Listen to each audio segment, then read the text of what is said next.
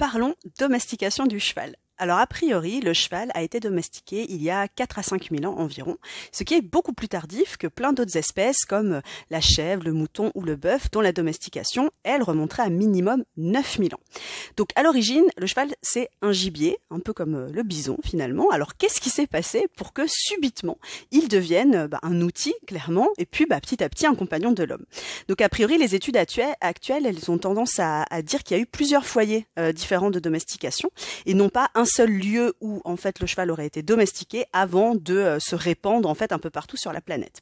Alors la question d'aujourd'hui, c'est comment est-ce qu'on peut savoir quand on retrouve un cheval, quand on fait par exemple des fouilles archéologiques, comment savoir que le cheval qu'on retrouve a bien été domestiqué et que c'est pas un individu sauvage qui passait par là? Alors il y a plusieurs indices. Alors tout d'abord, il y a évidemment l'utilisation de matériel. Est-ce qu'on retrouve à proximité par exemple des restes de prototypes de morts? Donc à l'époque c'était surtout des morts en cuir, puis en os petit à petit.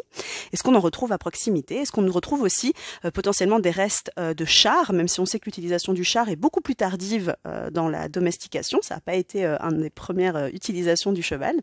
Et puis, on a par exemple l'utilisation de barrières ou de poteaux qui servaient à la mise en place de corrals pour maintenir en fait les chevaux à proximité.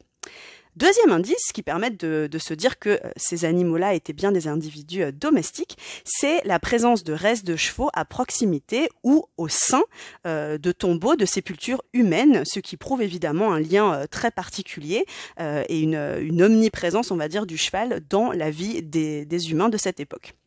Et puis, le troisième indice, c'est évidemment ce qu'on peut retrouver sur les restes des chevaux en tant que tels. Alors évidemment, il y a les analyses génétiques, dont je ne vais pas spécialement vous parler aujourd'hui, mais il y a d'autres petits indices extrêmement intéressants.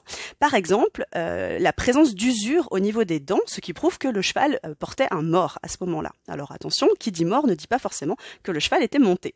Deuxième type d'indice, c'est la modification du squelette, évidemment sur des générations et des générations, par rapport à ses congénères sauvages. On sait par exemple qu'en fonction des lieux où l'animal a été domestiqué, sa taille va être de plus en plus importante. La taille moyenne, il y a environ 3-4 000 ans, était d'à peu près 1,30 m, 1,40 m au garrot.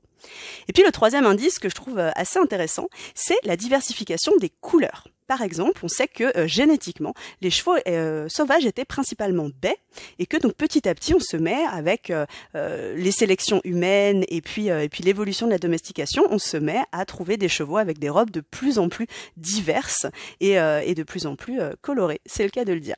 Donc, c'est justement un sujet qu'on va aborder demain avec une autre espèce, cette diversification des couleurs, qui est donc un indice intéressant de la domestication humaine.